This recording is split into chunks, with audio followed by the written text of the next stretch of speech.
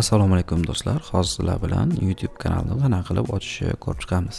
Ya'ni kompyuterda qanday qilib YouTube kanalni ochish.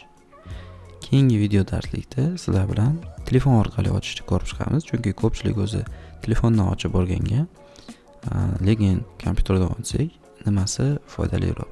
Kompyuterdan ochganimizda bizda ko'proq funksiyalar bo'ladi va qulayroq bo'ladi. Xo'p, mana bu joyda hamma bilsa Google akkauntida o'zini sentri bo'ladi. Mana bu yerda add Chrome profil qilamiz. Sign in bosamiz va bu yerda bizga yangi akkaunt kerak mana. For my personal use.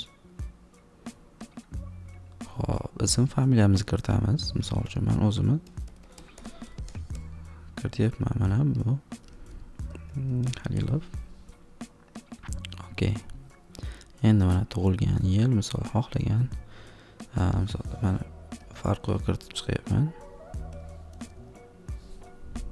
Gender ayol bo'lsa ayol belgilab qo'yish mumkin yoki buni ham yozib qo'ysak bo'ladi mana. Aytmayman.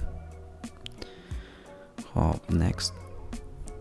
Bizga mana Gmail'imiz uchun har xil variantlar berdi.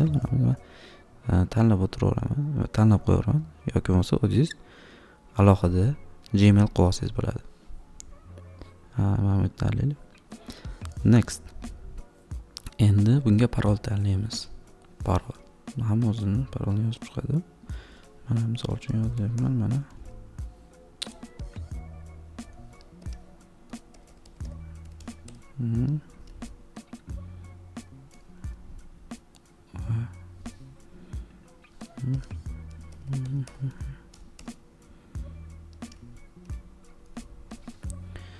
Hop, parolimiz tekshirib olamiz va next qilamiz. Telefon nomer so'rayapti. Hop, to'g'ri.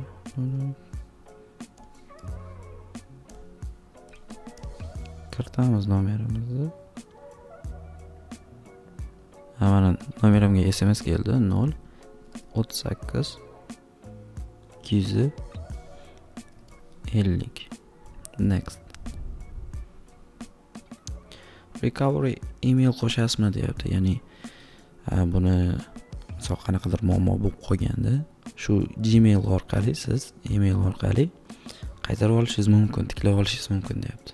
Bu menga hozir kerak emas. Mana tayyor uji. Next bosamiz. Mana bizga qoidalarda, ya'ni privacy and terms, ya'ni xavfsizlik qonun qoidalarini tekshirib beryapti, ya'ni ogohlantiryapti. Biz agree qilamiz. Mana bizga yangi akkaunt ochildi. Yes, I mean. Qilsak bizga yangi oynada ochib beradi.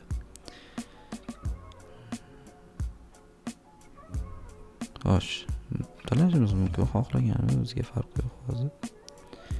Endi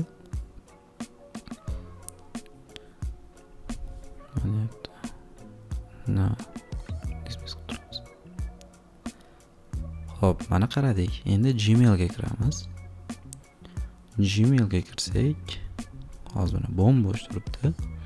Endi yana bitta oyna qo'shamizda. YouTube'ni qidiramiz. YouTube deb yozamiz. YouTube'ga kiramiz.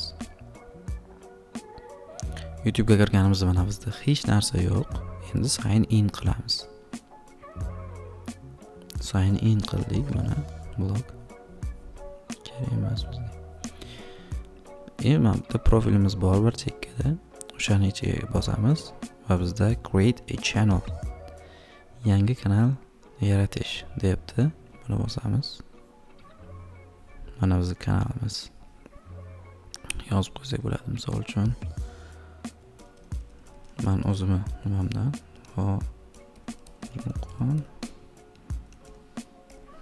live. Mana bizga Hojimuqon live degan o'sha username bo'sh ekan. Alohida qilib username qilib berdi mana. Endi rasm tanlaymiz.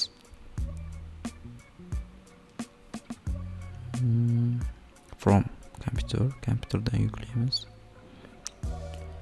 Xo'sh, qayerda bor ekan rasm?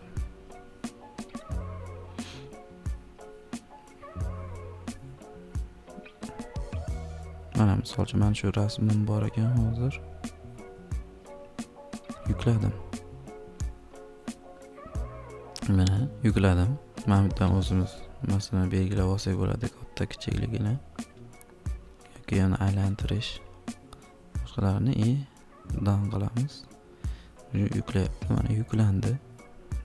Bo'ldi, tayyor biz kanalimiz. Create channel qilamiz. Ozgina kutamiz.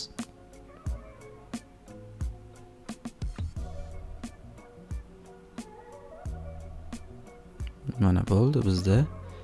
Hozir rasm yuklanmadi.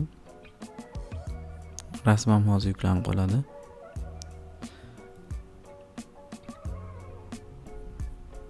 Rasm bu yoqqa yuklanibdi. View your channel qilsak. Rasmim bu yoqqa yuklandi, lekin hali kanalimizda chiqmadi. Mana endi chiqdi mana. Rasmimiz chiqdi. Mana nom, ismimiz, username. Mana bu oddiy edi. YouTube kanalini ochish.